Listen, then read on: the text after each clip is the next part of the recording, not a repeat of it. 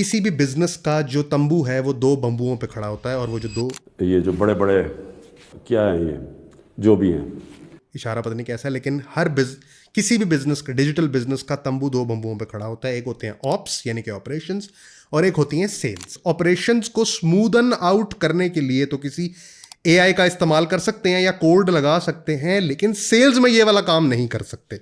Sales में ये वाला काम इसलिए नहीं कर सकते क्योंकि consider an example of a pizza shop. तो पिज्जा शॉप आपने डाली है और अब आप ये कह रहे हैं कि मैंने बेस्ट पिज्जा बनाना है। बेस्ट पिज्जा बनाने के दो एस्पेक्ट्स हैं, एक तो पिज्जा का कंटेंट इटसेल्फ और दूसरा कस्टमर केयर कैसी हो रही है।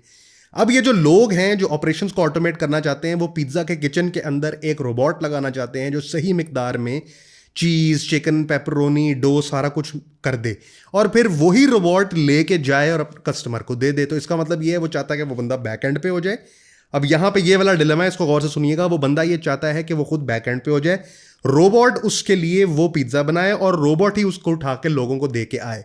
मान लिया कि एज अ फ्लैट लाइनर ये वाला बिजनेस मॉडल कामयाब है, लेकिन द प्रॉब्लम इज कि आप जिस चीज की डिलीवरी करने की ऑटोमेटिक कोशिश कर रहे हैं, मसला यह है कि आपके साथ 1 अरब लोग भी यही कोशिश कर रहे हैं।